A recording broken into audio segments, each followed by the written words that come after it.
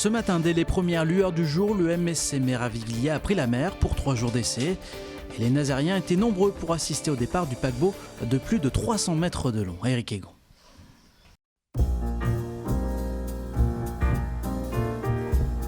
Il est très bien. Pour une première, c'est bien. C'est la première fois que je vois partir un bateau qui vient d'être construit. Ça vaut le coup de se lever tôt?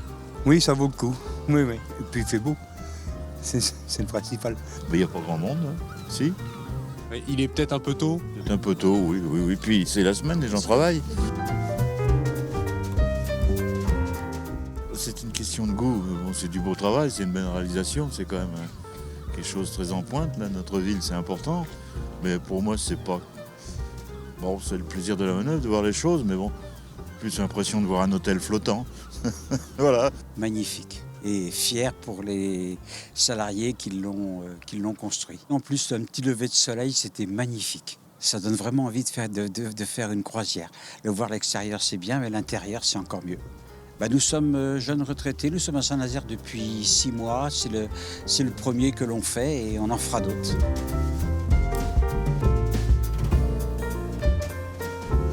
C'était superbe.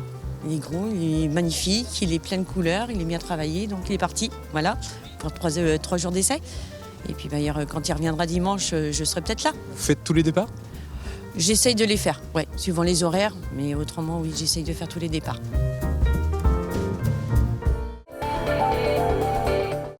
Après 33 ans d'activité, le Centre interculturel de documentation a été placé en liquidation hier.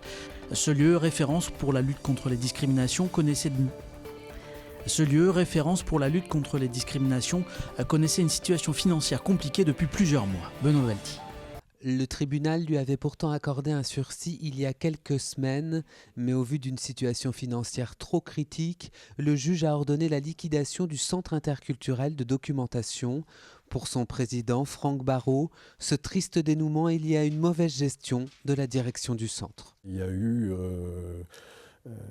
de la part de la direction du CID, un certain nombre d'initiatives qui ont été prises, alors que les recettes n'étaient pas là.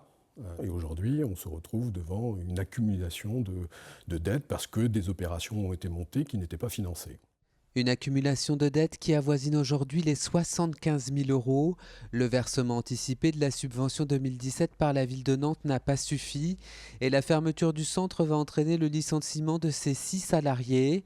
Mais une question reste en suspens, que va devenir son fonds documentaire ? Ces 16 000 références qui sont autant d'outils pédagogiques pour favoriser le dialogue interculturel et la lutte contre les discriminations. Pour le conseil d'administration, sa préservation est une priorité.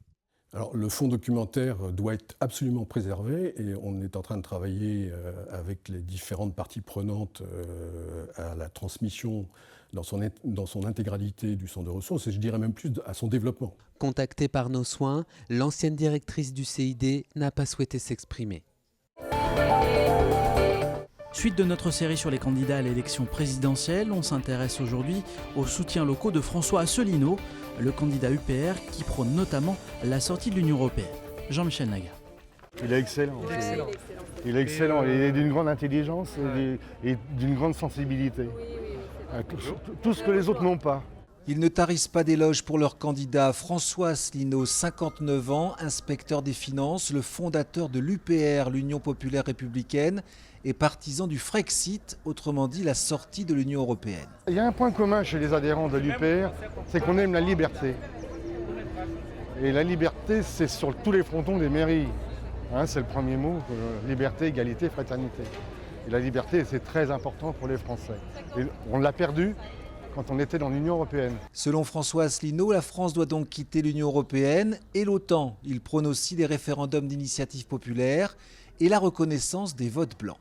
Ce que propose François Asselineau, c'est d'annuler la candidature de ceux qui étaient proposés et de refaire un scrutin avec interdiction pour ceux qui étaient présents au premier tour de se représenter et donc des nouveaux candidats. Sur le plan économique, l'UPR défend une politique antilibérale et un vaste programme de nationalisation d'entreprises. Nous souhaitons augmenter aussi le SMIC par un transfert de charges patronales pour les entreprises de moins de 50 salariés. Et le fait déjà de pouvoir rétablir le contrôle des capitaux en sortant de l'Union européenne évitera les délocalisations. Donc logiquement, on devrait résoudre en partie le problème du chômage de ce fait-là. Fort de 400 adhérents dans les Pays de la Loire, François Asselineau mène ici sa première campagne présidentielle après une tentative avortée en 2012 où il n'avait pas rassemblé suffisamment de parrainage. Fin de série pour le HBC Nantes. Les handballeurs nantais ont été battus à domicile hier par Nîmes, 33-29. Revenu dans le match après un début de partie à l'avantage des Gardois, l'EH a ensuite craqué en fin de match. Une mauvaise opération au classement de LNH pour les hommes de Thierry Anti. Ils restent second au classement mais comptent désormais 3 points de retard sur le PSG qu'ils retrouveront samedi en 8e de finale retour de la Champions League.